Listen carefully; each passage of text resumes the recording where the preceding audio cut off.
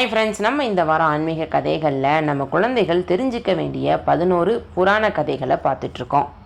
அந்த வகையில் நம்ம இந்த வாரம் பார்க்க போகிற கதை விபீஷ்ணனின் நீதி. வாங்க பார்க்கலாம். விபீஷ்ணன் இலங்கையின் அரசனான ராவணனின் தம்பி. அவர் ராவணனின் அரசவையில் ஒரு பகுதியாக இருந்துட்டு வந்தார். ராவணன், கும்பகர்ணன், விபீஷ்ணன் இவங்க 3 பேருமே அரக்க சகோதரர்கள். இவங்க 3 பேருமே தங்களுக்கென தனித்தன்மையான வரத்தை பெறுவதற்காக பிரம்மதேவரை நினச்சி கடுமையாக தவம் செஞ்சிட்ருக்காங்க. சகோதரர்கள் வரம் பெறும் அந்த தவம் முடிகிற வரைக்கும் அவங்கள கவனிச்சுக்கிற வேலையை அவங்களுடைய சகோதரியான சூர்பனகை பார்த்துக்கிறாங்க. தவத்தோட முடிவில் பிரம்மன் அவங்களுக்கு முன்னாடி காட்சி தர்றாரு. உங்களுக்கு என்ன வரம் வேண்டும் கேளுங்கள் அப்படின்னு சொல்கிறாரு. முதலில் இருந்த ராவணன், எனக்கு மரணம் இல்லாத அழியாத வரம் வேண்டும் ஐயனே அப்படின்னு கேட்குறாரு.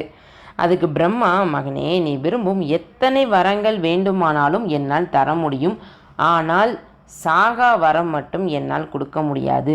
அதற்கு பதிலாக வேறு ஏதாவது வரத்தை கேள் அப்படின்னு சொல்லிடுறாரு. உடனே ராவணன் கொஞ்ச நேரம் யோசிக்கிறாரு. அப்புறம் யோசித்துட்டு தேவர்கள், யஷர்கள், காந்தவர்கள், ராசசர்கள்னு இவங்க மூலமாக எனக்கு மரணம் நேரக்கூடாது அப்படிங்கிற வரத்தை கேட்குறாரு. பிரம்மனும் கொடுத்துட்றாரு. ஆனால் அவர் ஒரு தவறு செஞ்சிட்டாரு. மனிதர்கள் பலவீனமானவர்கள், அவங்களால தன்னை கொல்ல முடியாது, தன்னை கொல்லும் அளவிற்கு சக்தி வாய்ந்த மனிதர்கள் இல்லை அப்படின்னு நினச்சிட்டு அந்த பட்டியலில் மனிதர்களை தவிர்த்துட்டாரு. ஆனால் அதுவே மனித உருவில் வந்த ராமனின் கையால் அவர் இறந்து போனார். அடுத்ததாக கும்பகர்ணன் வரம் கேட்குறாரு. ஒருத்தனுக்கு தூங்குவதிலும் சாப்பிடுவதிலும் தான் அதிக இன்பம் இருக்கிறது, அதனால் அந்த 2ஐயும் எனக்கு தந்து மகிழ்ச்சி பெருக வைக்கணும் அப்படின்னு கும்பகர்ணன் வரம் கேட்குறாரு. அதையுமே பிரம்மா கொடுத்து அருள் புரிகிறாரு. அடுத்ததாக நம்ம விபீஷ்ணன், அவர் என்ன வரம் கேட்குறாரு அப்படின்னா, நான் எப்பயுமே நீதியின் பக்கம் இருக்க விரும்புகிறேன். என் சொந்த மக்களுக்கு எதிராக நான் நிற்க வேண்டியிருந்தாலுமே நான் ஒருபோதும் தர்மத்தை கைவிடாத, ஒருபோதும் தர்மத்திலிருந்து விலகி செல்லாத வரத்தை எனக்கு தந்து அருள் செய்யணும் அப்படின்னு விபீஷ்ணன் கேட்குறாரு. பிரம்மதேவனும் மகிழ்ச்சியோட வரம் கொடுத்துட்டு அங்கேருந்து மறைஞ்சு போயிடுறாரு.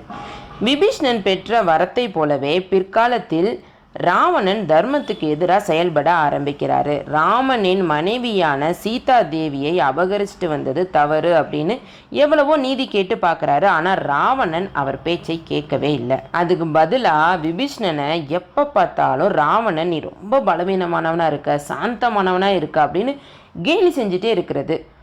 ஆனால் விபீஷ்ணனை ஒருபோதும் அதை ஊக்கப்படுத்தினதே கிடையாது. அவர் ஒருபோதும் உன்னதமான பாதையிலேயே ஓடிக்கிட்டு இருந்தார்.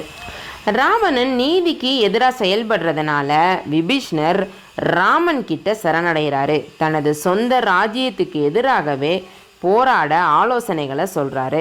ராமன் ராவணனை வதைத்ததுக்கு அப்புறமா இலங்கை ராஜ்யத்தை ஆளும் ராஜாவாக முடிசூடப்படுறாரு. ஹாய் ஃப்ரெண்ட்ஸ், உங்களுக்கு இந்த கதை பிடிச்சிருந்ததா? இந்த கதையிலேருந்து நம்ம குட்டீஸ் என்ன கற்றுக்கலாம்? நம்மளை சுற்றி எத்தனை எதிர்ப்பாளர்கள் இருந்தாலுமே எப்பயுமே நம்ம சரியான பாதையில் நடந்து போய்கிட்டே இருந்தோம் அப்படின்னா என்றைக்குனாலுமே நமக்கு வெற்றி தான். இந்த வீடியோ உங்களுக்கு பிடிச்சிருந்தது அப்படின்னா உங்கள் ஃப்ரெண்ட்ஸ் கூட ஷேர் பண்ணுங்கள், லைக் பண்ணுங்கள். விருதை பொண்ணு சேனலை சப்ஸ்கிரைப் பண்ணுங்கள். நன்றி, வணக்கம்.